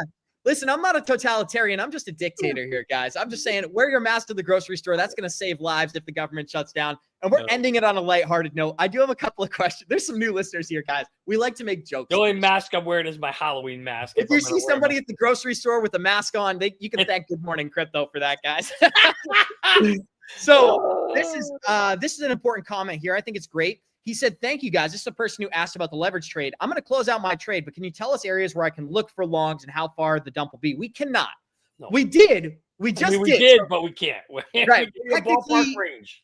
We don't want to open ourselves up to the liability of that, guys, because, again, we could get into some trouble. But if you go back and you watch what we just said, we basically did that. So, again, we'll move into our next. Oh, go ahead. Sorry. We showed them a zone, right? We gave an area of where you might consider. But, guys, we're not financial advisors, so we can't tell you what to do. We don't need the SEC coming after us. Of course, we're not a paid service, so we're okay. But the reality is, we can't tell you where to invest. We can only tell you what we're doing. We told you the zone that we're looking for where we may get back in. That's the best we could do, my friend. I agree with you guys. And we're going to have a good conversation to end the show. I do want to say thank you to everybody who joined us, hit the like button, commented. This is a comment that I think you're going to find valuable, right? So this person said, no disrespect to Gary, but after watching that, it gives me more hope for XRP because his logic around it was lazy and uneducated. His Bitcoin explanation was half big too. Here's what I think about. I disagree with him being lazy and uneducated. I've actually seen Gary guys. And I disagree absolutely. His part of, the half-baked. He didn't share his 13 reasons of why he likes it because we didn't have time. But he has a real reason why. Sorry, go ahead. No, I think you're right. That's a good point. I would say this, right? There is some validity to the take of this. It gives me more hope for XRP because what did Gary state? He's not in a position where he's looking for maximum risk. He said that live in this short form interview today. He said, when it comes to a project like XRP, I already have Bitcoin. Bitcoin's going to go to $10 million. He's not even bashing the idea that XRP is going to be a success. Right. He's basically stating he doesn't want to take on the risk. He's worth a few $100 million, and he's not going to put his net worth like we are into a project that has this insane possibility for reward, but also is a little bit more risky. And again, it's much easier being an XRP investor here above $2. I will say that. When we're at right? We're at 50 We're at 50 cents. That was a hard argument to make. That was a hard argument to make, right? And now we're in a different situation where we are successful, right? The price chart, the XRP investors. But even though we're at Gabs, go back to your chart. Even though we're at 210 today, what I was trying to get at to have you draw that line is, and you did it finally, if you were to continue to line, the peaks and valleys go up and down, you always come back to the average. And that average is continuing to move up. But, at some point, we're going to come back down to this. Now, nobody's going to believe me. I'm crazy. I'm wrong, blah, blah. But the reality is, look what it did the past 4 times. If you had all the bull runs, you literally could draw a line and you'd see it go up, you see it come down, and then it would average out. I would raise your blue line into the middle there. But, yeah, if you could raise that, that's what I would do. I don't think it will come back and test this trend line for one reason. Because even if you listen to someone like BC Backer, who me and Johnny talk about a lot, that's why I bring him up. What he says is that during this next bull run, if we get the breakout that he's predicting, which is way higher than Good Morning Crypto's predicting, he thinks we're going all the way to double digits and pretty much significantly into double digits, right? Mm-hmm. He thinks that if we go to those levels, that where we're at right now will be our bear market bottom. That's his belief. Well, because what'll happen, Abs, and this is what I was trying to get at, and it's too hard. I'll do this on the show next time. I'll take control of the screen. But Abs, what's going to happen is we're going to go straight, okay? And then, no, that's not a bash on you. It's just like you said, it's hard for me to explain and you follow. It'd be easier if I just draw it. But literally, you literally could take the adoption chart, speculation adoption chart, pop it on here, and that's exactly what's going to happen. You literally would get a line that does this, and then you get a line that goes exponential that does that. And what you're saying, right, is if what he's saying is true, you would see that behavior. That behavior will happen over time. No question about it. So anyway, we are waiting overtime, but we're just interacting with the chat at this point. I love interacting with our chat. I like talking. What Todd Martin had to say. So Todd said, I love this perspective. Look at how minuscule the July 2023 pump looks now. Johnny, I bet you couldn't even find it if you didn't know where to look, right? It's this candle right here. Right. This is the massive 100% in a day pump. Everybody was excited. Those are the ranges that we talked about for a long time. And me and Johnny, anyone who's new to the show, we stated it publicly for months, not for weeks, for months. If we break this range right here and we got a daily close above 74 cents, we knew it was blast off. Now, we didn't know how high. My public prediction was I thought we would get to $1.96 before the end of 2024. we outperformed, but we may end the year right at that level, Johnny. I may end up being perfectly accurate with my prediction. But again, this is what we're talking about. There's going to be a day and age where you look at this pump that we're going through now, and it looks like this one. I genuinely believe that. So again, if you're entering the market, do not chase pumps. Don't chase short-term cash. We got to interact with our buddy here again because he followed up with another comment, Johnny. Wow. So this guy, meaning Johnny Krypto, is saying the man that does it for a living just changed his mind. What he said because he was talking to people he likes and doesn't have a spine. Some of you people are just funny. Now, here's where I do agree. Johnny Krypto is a funny guy, but I think you mean it in a different way. I think he's using it as an insult. Johnny, I would use it as a compliment, right? You're the most entertaining guy probably in crypto. And that's what I love about our show. We all bring something a little bit different. I've hosted 726 of these episodes, Johnny Krypto. We've grown up on camera. Anybody who's a real listener knows, and I hope Johnny doesn't get upset about this, Johnny didn't have hair when we started this show. My man's Benjamin Button aging in reverse, as they say, Johnny. So big shout out to you. Crypto made me younger. What can I say, my man? When your portfolio grows, your stress goes down, your hair comes back. Oh, it's amazing.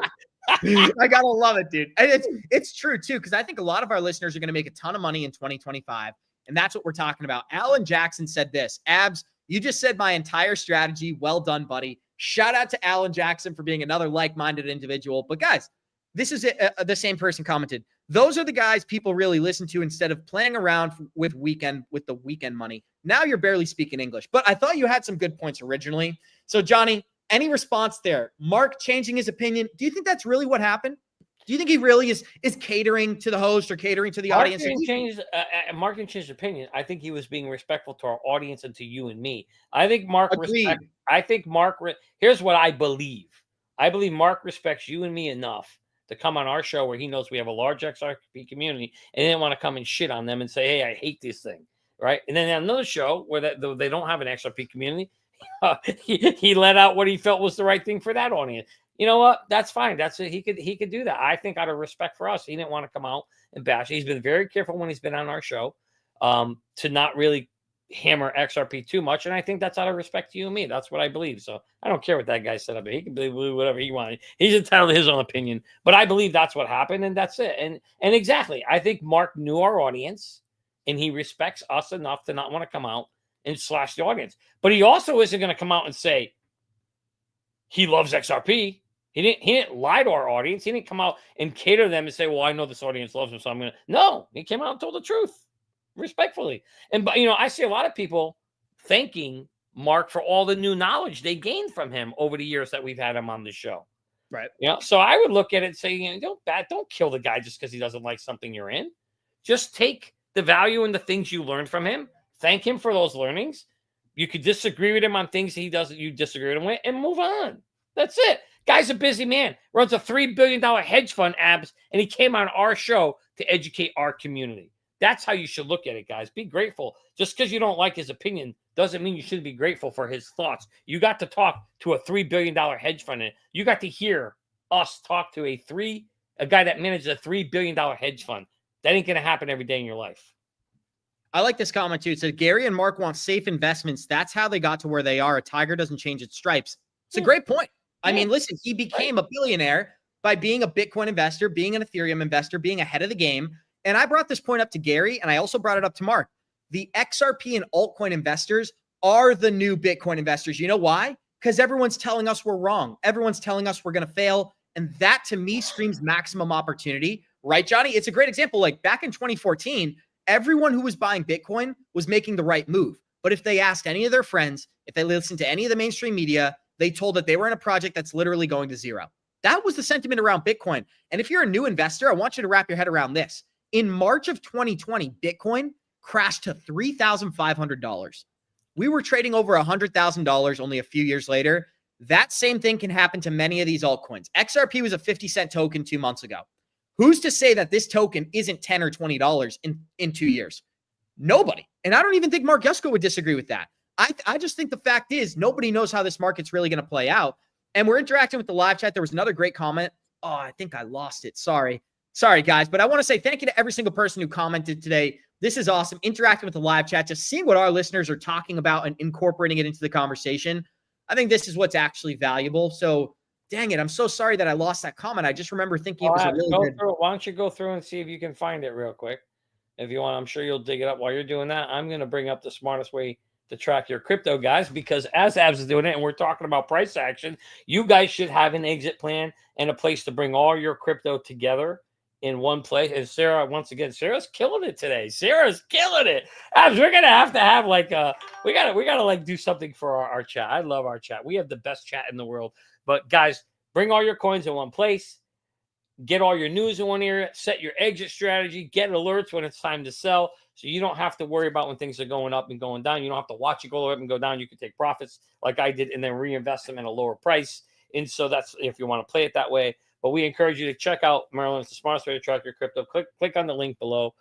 Try it out for free, Abs, for 30 days. We're letting people try it, see if you like it. And here's the best part, Abs. If you don't like it, yes, you got to put your credit card and get started. But here's the good news, guys. Right in the app. You don't have to call and get on the phone calling, but you can just click cancel right in the app at any time and you won't get charged. So give it a shot, and hopefully we can help put you in the best position to win when the next leg of the bull run comes. Listen, there's a great Joe Biden quote, and it said, given a fair shot, given a fair chance, America has never let this country down. That is what Merlin is. That is what Merlin does as well. We're quoting Joe Biden on a Friday morning. Why are we quoting the guy that can't even walk upstairs? I don't get Listen, there was a point in time when he could speak English, and that is when he gave that quote, guys. Oh, we got that like the 1980s, 70s. I got you. Okay, we got 8,000 people here. I want to give a special shout out, first of all, to Gary Cardone for joining our show, participating, giving us some of that insight. What I would like to say too is, guys, our chat, you guys are valuable, right? This is something other channels don't do enough. The reason that we have the influence to get people to come on our show and have these discussions is because of people like our live chat who are incorporated, engaged, showing up every day. I cannot thank our chat enough. We have the best live chat, the best community in all of crypto. And today is another example of that, guys. If you enjoyed the show, hit the like button. If you didn't enjoy the show and you want to be a good guy, also hit the like button. But the reality is this. We get our influence from you. Make no mistake about it. If we didn't have all these great people interested in our show, people like Mark Yusko and Gary Cardone wouldn't be giving us their time. So I think it's validation for our live chat.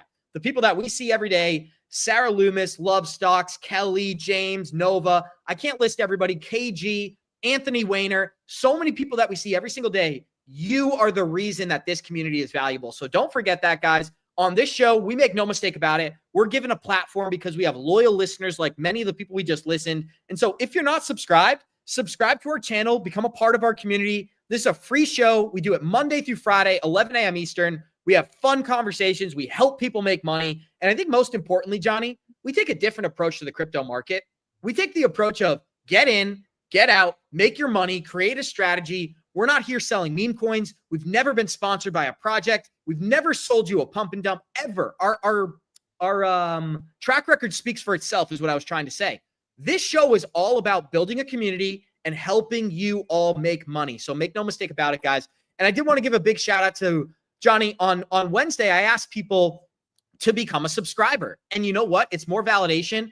I got 19 new subscribers on my Twitter, guys. I want to give a big thank you. What I did throughout this week, I created a plan. So I created a plan. I took out a piece of paper like I'm in the 1800s and a pen. I wrote down some things and I figured out how I'm going to add as much value as possible to my subscribers. So I can't thank you enough.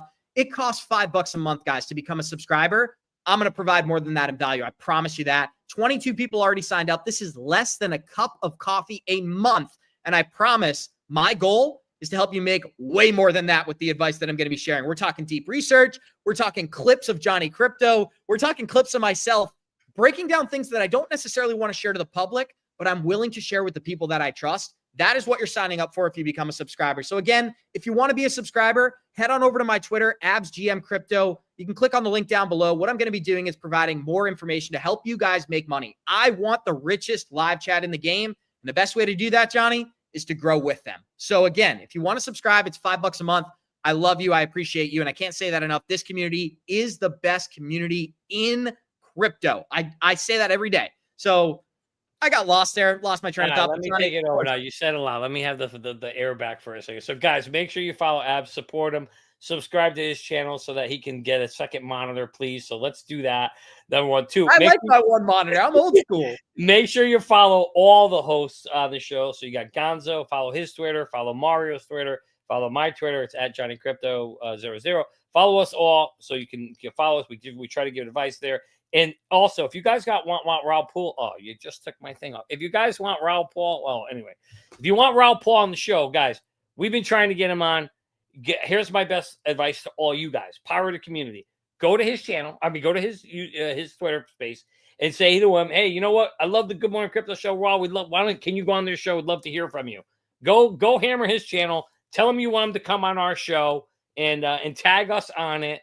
And if he hears from enough of you that you guys want him on our show, maybe he'll come on our show because I'd love to talk to him too. Look at this quote we got from Quincy. We interviewed him last Friday, Johnny. It said, crypto is a threat to the legacy financial system. Yes, it is. Yes, that is the name of the game. And when you think about why some of these big players like JP Morgan have been so critical, there's your answer, guys. We got 8,800 people here. Show us some love. Smash that like button. Like Johnny said, listen, guys, Johnny, we got to help him break 10K on Twitter. To subscribe to Johnny is completely free, guys. My subscriptions, they were $5. We're talking about exclusive content, but Johnny, he's just talking about regular everyday followers. So what I'm going to do is I'm going to pull up your account, Johnny. The link is directly below the video. What his follower account is at now is 8,400. And you know what's funny, guys? When you think about people who stagnate on Twitter, when they stop growing, it's always a shadow ban. It's never that they're not putting out great content. It's always a shadow ban narrative going on in the background. I'll save Johnny some time. There's no shadow ban going on here, guys. If you enjoyed this show and you want updates from Johnny Crypto throughout the day, go to his Twitter account. That is Johnny Crypto with a K with 2 zeros at the end. And I think we got to change your username, man. Those zeros have lines through them. I'm not even sure if that shows up on the keyboard, but here's the reality. Johnny Crypto deserves 10K. My man deserves it. Been here 10 years. There's only one person who I actually consider to be a full-time co-host on the show. That is Johnny Crypto, guys. So shout out to Johnny for always being here, always making time for us. And listen, I could keep rolling here. We got some questions in the live chat. Go ahead. Unfortunately, I got to get going, but I appreciate that. And yes, help us grow our channels too. We'd greatly appreciate that. I love you guys. I love you guys. Appreciate you guys. And, we're here for you guys. But I do love engaging with our chat too. And we'll try to do this more. Maybe in overtime, that's what we'll do, Abs. When we go to overtime, we'll go to the chat. Like the chat urges it, right? We get enough likes, we'll go to the chat and kind of read their questions and answer some of your questions. We can't get to all of them, but we'll do it the best we can. But we love you guys. We appreciate you guys. And, it's going to be a fun and exciting 2025. I appreciate you too, Bulldog, and everybody there. But Abs, especially I want to say, I just want to give a shout out let's give a shout out to my man Abs, because if it wasn't for him, this show wouldn't exist. It wouldn't be here today. He is the man. He is the driver of it. And, together, I love working with you every single day. It's been fun. I look forward to doing it for many, many years to come, my friend. And hopefully soon it'll be from our islands. But we'll see. We'll see how high our crypto goes.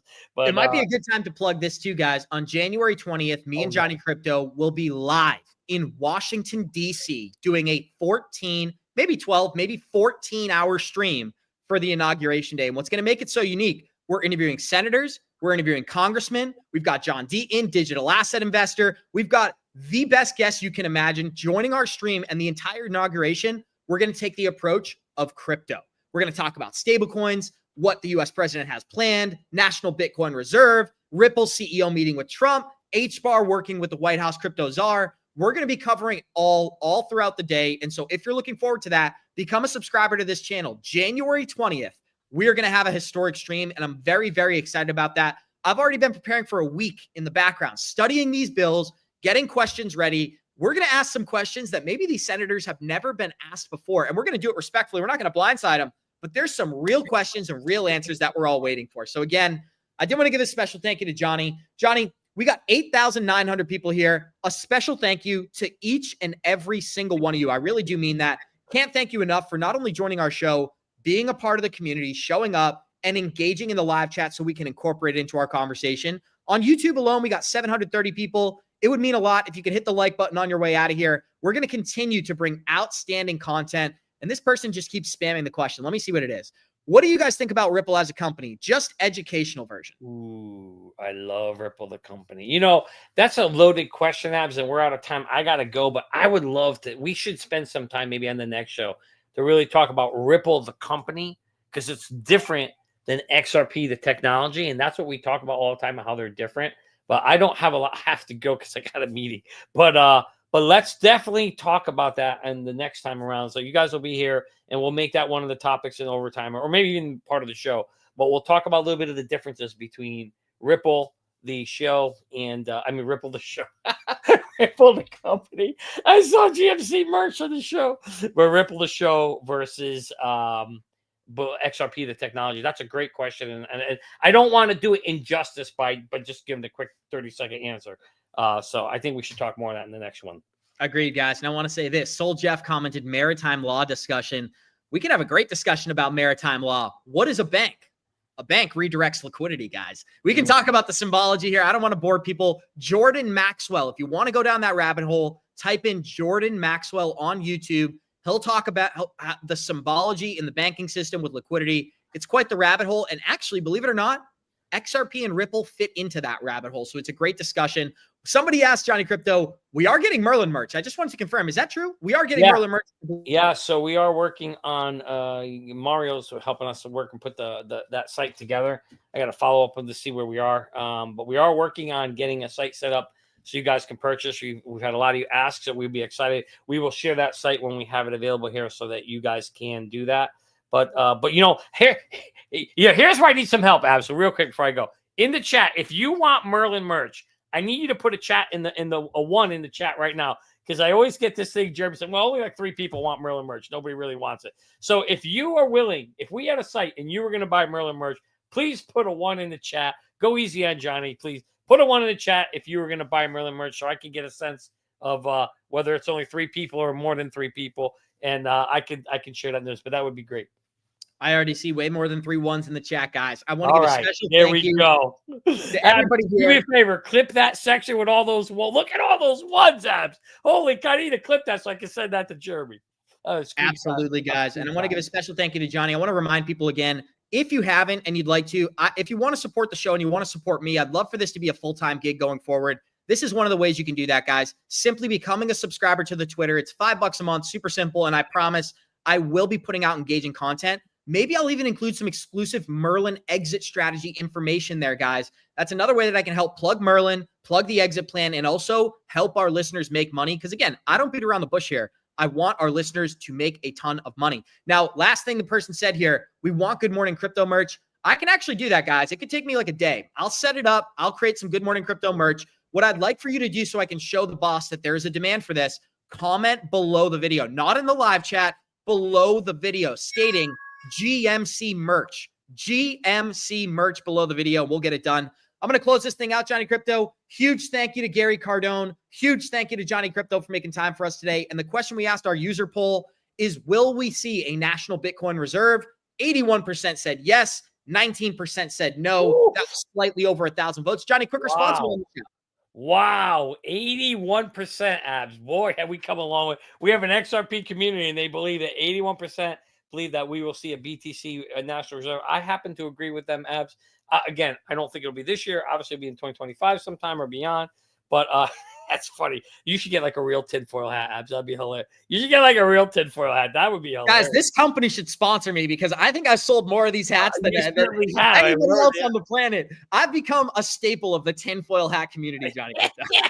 I'll tell you what, get rid of that hat. We need to get you a Merlin hat, all right? Tell Mario, we need to get a Merlin hat on that hat of yours. Dude, you've been saying that for years. It's kind of like when Tone says he's going to come on GMC. I say it. I listen to the words coming out of his mouth, but it's in one ear, out the other, because again, there's no Merlin hat for me to wear. If we had a Merlin hat, I would wear it every day. I know you would. We're going to get your Merlin hat. We're going to get all this stuff going. But all right, we love you guys. We appreciate you. 81% of you said, it's coming, and I agree with you in 2021. And Abs will be president probably in maybe around 2040, I think, or so. So make sure you vote for him. And with that said, listen, guys, if you want a man of the people, I will be running for president in 2038. Johnny Krypto will be my vice president. If you enjoyed this show, show us some love. Smash that like button. We love each and every single one of you. Next week, we'll have some phenomenal guests. It is Christmas next week, so I'll be wearing a Christmas hat. I'll have my Santa gear on. We love you guys. We appreciate you, each and every single one of you, and we're wishing you an amazing weekend. We'll see you in 72 hours. And like we always say, Warriors, get your shit together, baby. Thanks for joining.